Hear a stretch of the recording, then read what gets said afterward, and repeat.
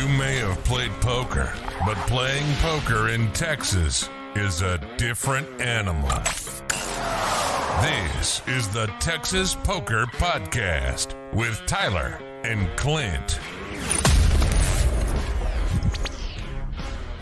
Hello, this is the Texas Poker Podcast. I'm Tyler, this is Clint. What's up, y'all? And we are back. Yeah, it's after I think a week hiatus. I think so. Yeah, we're back on Thanksgiving night recording this one. Yeah, I would say Happy Thanksgiving, but well, by the time y'all hear this, it's way past. Yeah. Let me see. I don't have that much content to this one. I haven't been playing that much, but I think you have been playing actually a little bit, right? Yeah, I do have some hands for us to go over. I mean, the first one's a pretty interesting spot. So, want me to just jump right into it for you? Let's jump right into it. Okay, so this time I even made the note of writing my position down for you, because I know you're always a stickler for that. So, I have pocket tens under the gun. I make it 15. We go heads up to the flop. The flop comes Queen of Hearts, Queen of Diamonds, Nine of Clubs. I bet 15. He calls. Okay, so Queen of Hearts, Queen of... repeat the flop to me. Queen of Hearts, Queen of Diamonds, Nine of Clubs. Queen of Hearts, Queen... Okay, so Queen, 9. Mm-hmm. Yeah, I like this bet here. Okay, so you bet what? It seems like about half pot. $15. Yep. Half pot. Okay, and he makes the call. Yes. Okay. The turn. He's playing out of the blinds. Okay. The turn. Sorry, is the deuce of diamonds. He then donks 55 into me. Donks 55 into you. So this is a pretty big bet. Yep. Let's see, the deuce of diamonds didn't make a flush, did it? Nope, it just made a flush draw. I think I'm gonna have to call here. I do call. And this player is a good player who's there all the time, making moves, stuff like that. This is not like the wreck drunk player. Yeah, it's so Jack. I mean, here's the problem: is you would like to have Jack 10 here, and you're double blocking Jack 10. Yep. So I don't love that about it, but I think it's a little too weak just to assume the player has trips here. So yeah, I put him on possibly turn diamonds. That's what I put him on. Okay. Like that type of hand. The river's the 3 of clubs, and then he bets 100. Well, starting to worry about that queen. God dang. So it was 30 pre-flop. He bet 15 again, or you bet 15. Yeah. So 30, that's 60. And then So it's 170 in there. So oh yeah, so he bets 55, 110, 170, 100 into 170. I don't know. I'm not loving the situation. This might be a call, and I'm just like sad, and I'm just sad. I don't. It's hard for me to come up with many bluffs here. Seems weak just to say that he has trips. He didn't 3-bet, so he has no overpairs. But he would never play a 9 this way. I'm pretty baffled. This is a very close spot for me. What did you end up doing? Yeah. I ended up calling. He had queen 10 off, so say the real action card would have been if a turn or river would have been a 10. Yeah, I think this is just a really tough one. It's hard to put somebody basically on trips, and then when the river comes, he just has. I just don't see any. He's not value betting a 9. He doesn't have an overpair. So I don't know what else he can have, but. God, I don't know. That's a pretty rough one. I wouldn't fault a wrong fold or a wrong call there. Yeah. This one I just put. Just kind of paint the picture of the night for you. I flop top and bottom pair versus a flush draw. The guy was on a short stack. He bets. I put them all in for like 200, 250. He hits. Here's one that was somewhat interesting. I blasted this hand with 7 deuce offsuit, betting like 100 on the flop, multiway, right? Okay. And got it through and got to show and had a good time. One of those hands I hate, but glad you won. Yeah. Well, this paints the. So I tell you this hand, I tell you that hand to then tell you like, so now I'm getting called all the time. I'm able now to overbet and get called. I'm not able to get many folds. I did make a bluff whenever it was busted straight and got called, which of course, obviously after showing 7 deuce off, right? Yeah. But so now this hand is a pretty big hand in the hold'em session, right? So I'm on the button straddle with Jack 9 suited. I raise, I would say to probably like 25. Was it limp to you, I guess? Yes. Okay. I like this. I think we had, 2 callers. The flop is 9-8-5. Checks to me. I bet if I'm like, well, I definitely want protection here. I 100% agree. I bet, so I made it 25. So I think I bet like 50. Okay, I can get behind that. I usually bet a little bit smaller here. But that being said, I can understand wanting protection. If everybody folds, you're pretty happy. And then if people call, there's a good chance you're ahead. You still can get value. So I don't mind 50. That is why I sized up on that hand. I was like, I really want some pretty good protection here. Protection not met. The turn is in king. So how many did both call you? Only one. Only one. Okay. Yeah, now we're heads up. The turn is a king. He checks, I check. The river is a 9. So now I river trips with the jack kicker. Okay, beautiful river. And I told you, right, the flop was 9-8-5 rainbow. Right. Okay, so now the board is 9-8-5 king 9. 9-8-5 king 9. Okay. So here's where that play style can either be a really good thing or a really bad thing, right? Okay. So after my $55 bet, he called, and then on the river 9, I'm like, well, I can make this look like a mega bluff here, right? Is what I was thinking. Okay, so obviously he checks to you if you're thinking yes, this. Okay. So I grab a bunch of chips, just like a handful of greens, and throw them in there for like 325, 350, somewhere in there. God, so this is a huge overbet. Huge overbet. He snap calls with 9-8 suited. So very sad for me. Happy he didn't raise. Could have stacked me. Oh, yeah. I guess whatever he had left, you're definitely not folding at that point. So yeah. It's especially with your image being what it is. Yeah. So that's pretty rough. There's not really much. Like, it's one of those ones where it's like you're going to lose, but like, I guess I didn't lose the maximum if he didn't raise. But like, that pot is only like inflated so much because I'm leaning on that image to try to get paid there, and it kind of really just blew up in my face. Yeah, because in all honesty, the way he plays this, you very much lose almost nothing. Yeah, I force him to win to win that much. That's kind of the bummer of it. Yeah, because like if I'm him, especially on a board that wet, I would have raised that your flop bet. Oh, for sure. Would have definitely had the lead on the turn and betting the turn. I don't know. I guess you could sometimes fold the I was about flop to say, bet. I think I fold the. But yeah. But if someone folds there, I never really care because I'm gonna do the same thing with Jack 10. I'm gonna do the same thing with all the straight draws and everything like that. Especially if I have a backdoor flush draw with it. So if someone's folding their top pair to me, pretty happy. I'm pretty happy to get all these bluffs through. So I don't really mind that sequence if that happens, but. Yeah, I would definitely raise that flop bet, and then the way the turn goes, check. Definitely. I guess if I am there with his hand, I'm definitely checking in flow. So. Oh no, I was just saying he could have won more if he would have raised the flop. Because you're definitely betting. Yeah, exactly. The turn, yeah. So that was pretty sad for me.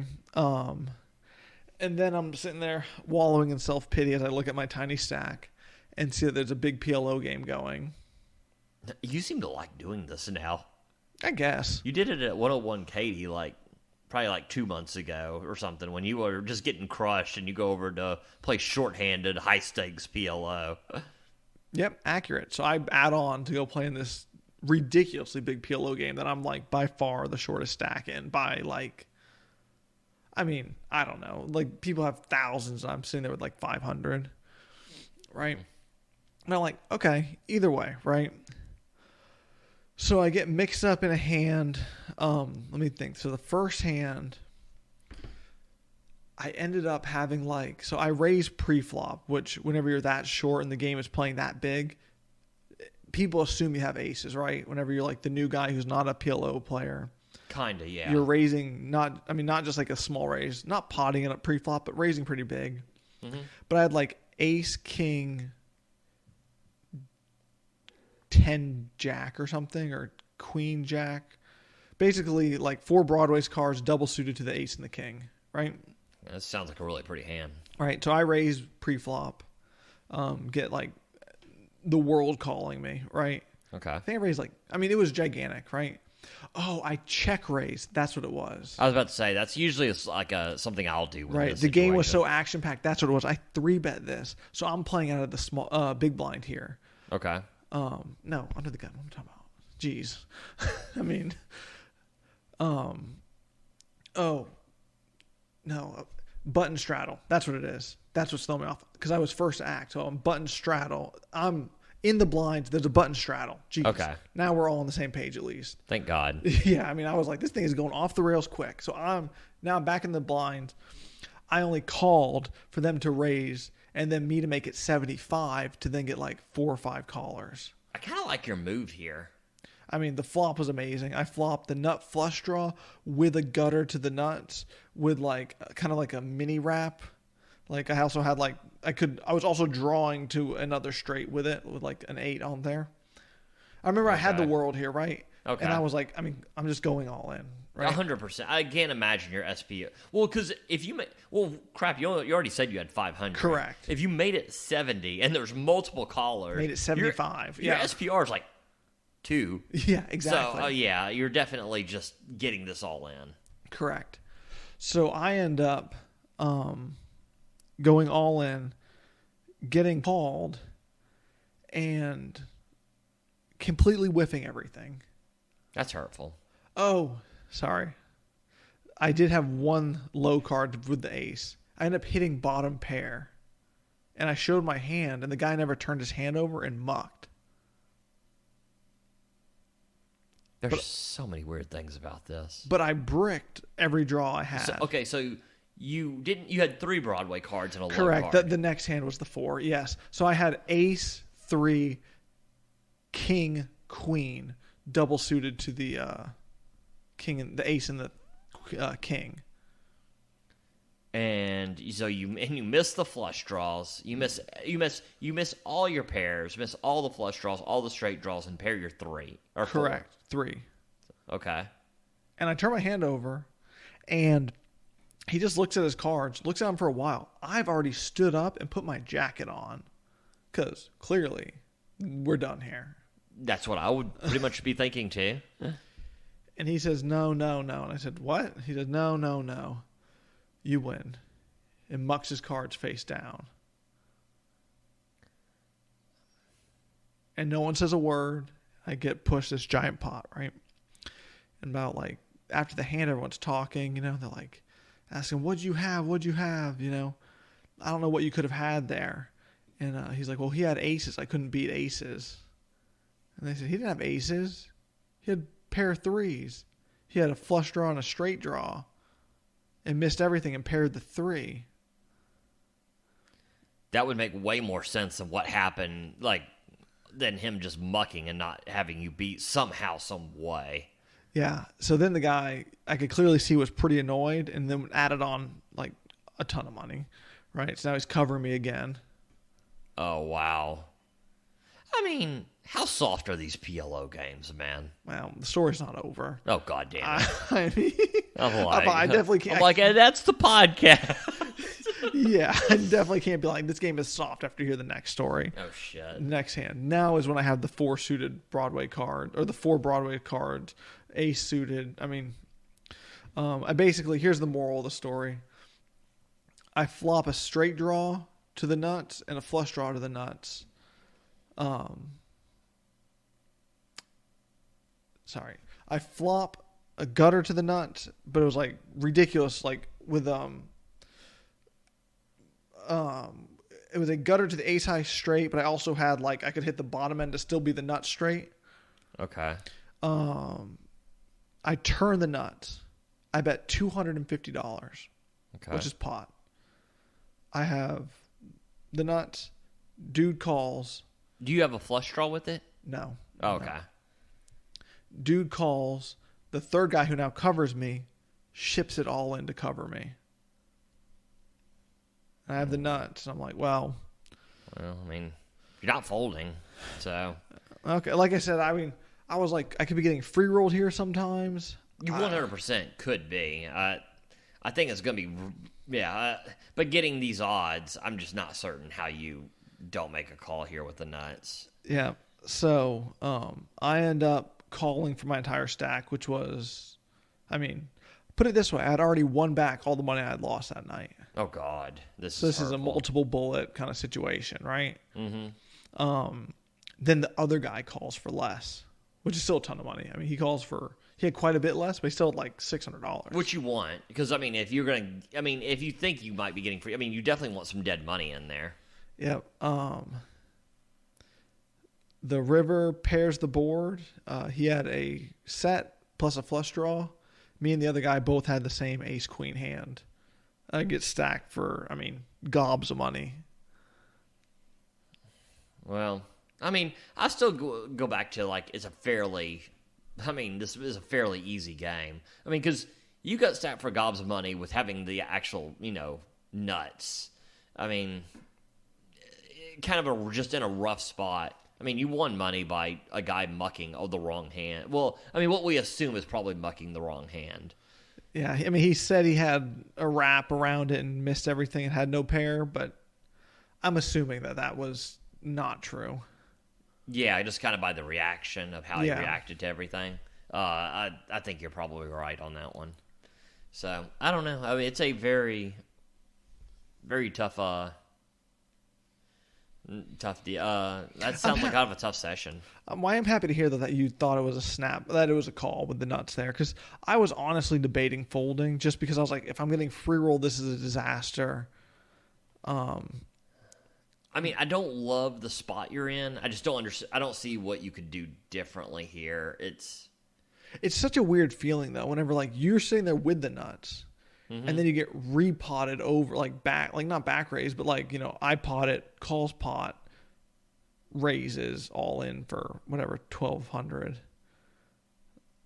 and you're like, I have the nuts. I'm like sitting there like counting the cards again. I mean, like board's not paired, no flush out there. Well, because here's the other thing is, like, I think you could be getting free rolled with a flush. Well, here's the other thing is that guy who might have ace-queen and just not have a draw whatsoever. I mean, he might be in the same exact spot, too. So, obviously the guy with set and flush draw is, I mean, you're beating him, although he's getting pretty good odds to draw here. So, I don't know. I'm not a PLO expert. I definitely think it's a call with the nuts there. Yeah, I mean, whenever you have the nuts and you're getting really good odds, I think it's hard to fold. Like, seems like it's be tough to justify. I mean, that was kind of my thing. But like you said, we don't really study PLO that much, which kind of leads us to our next point. Yeah, I was looking, and me and you were the first one, actually, I think. Because you got to pokercoaching.com, and you went on that training site. And then I think shortly after I went on Crush Live, and then now I'm on Crush Live and Red Chip.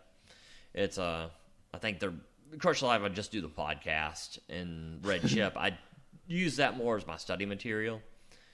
But there's a lot of PLO in Texas, a lot of big games in PLO. I mean, all the biggest games are PLO.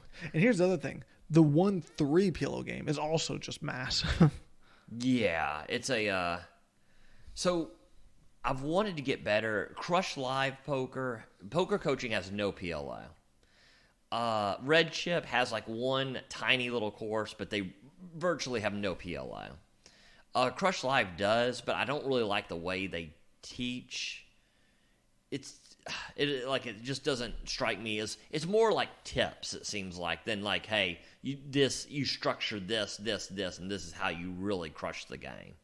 Right, which is like we always say, every website is different, kind of tailored to your learning style. So if it doesn't work for you, it doesn't work for you, you know? Yeah, so I saw the Black Friday, they're doing a 25% off, I believe, of Upswing Poker, like all of their courses. I've never done Upswing Poker in any way, form, or fashion, but I was thinking of probably getting that PLO course, because if we're going to be playing this, I used to be a little nervous, because I was like, well, how much edge are you gaining? I mean, $750 is a lot of money. Are you gaining that much of an edge? But seeing what's happened in our poker careers with the training courses, it seems like it, especially in PLO, where the games do get sizable. And I mean, like, I hear this expression a lot, is you play the Hold'em hand to see how much money you'll lose in the PLO hand in that round, whenever it's that reverse button. I mean, I tell you what, it sure seems that way. I mean, definitely seems that way. I mean, if you could even get, a tiny edge in that game, it would just be so huge. Yeah, agreed. So I'm leaning towards doing it. I think more and more, and I think you're going to do it with me if we do it. We'll probably look at it together. And like I say, I think that's, like in Texas, I know like the PLOs, like it's really popular in some states and not others.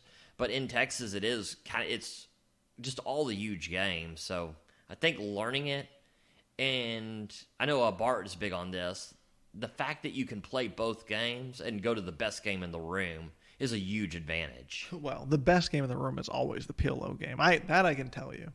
Yeah. I mean, it just always seems like the most action, the most money is always in the PLO table.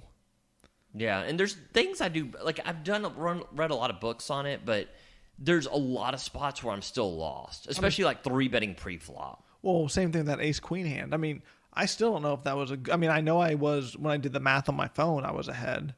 But yeah, I don't know. I mean, is that still good to be called when you could be free-rolled in that situation? Don't really know. I mean, it seemed like when you have the nuts, you should put all the money in with one card to come, but is it though? I don't actually know. It would be very interesting to actually find out from someone who knows more than, or like is winning in PLO, teaching at something, right? So yeah, and I've heard Upswing's PLO course is pretty good. I've heard that's the best PLO course by far, is what everything I've heard, and when I've looked it up online. And so, man, I'd kind of like just to be able to look at another side. I'm a big fan of Red Chip, so I think that one's really up my game. I'm really a big fan of Crush Live. I think for what they do, it's a different type of learning material, but I think it's good. Red Chip's really increased my game, but I would like to see another training site just to see how that one works. And I really like poker coaching, just on the quizzes that they have, like the in-hand, street by street. That's probably the best way that I learn. Those are really cool. I think all of the sites have kind of incorporated those quizzes. Like Crush Live has done quite a few more. Red Chip, it's like after you review the material, though it'll come up sometimes. But poker coaching by far has the most quizzes I've ever seen. I mean, infinite. I remember when I was making an attempt to do them all. Then I was like, well, make an attempt to only do the cash game ones, maybe. Still, not even close. It's just seems like infinite content. It's ridiculous. Yeah. So, like I say, if you're listening, suggest all of the above. Like I say, I'm big on Red Chip. I think you're really big on. You were really happy with what you got out of poker coaching. But I think that Upswing will be interesting, and if we'll really love it, maybe I do another one. Yeah, no, for sure. So cool. I think that will probably wrap it up for the podcast. That's definitely going to wrap it up. On Thanksgiving night at 3 a.m, let's wrap it up. All right, talk to you next week. That was the Texas Poker Podcast. Go ahead and rack up. Add time, and we'll see you next week.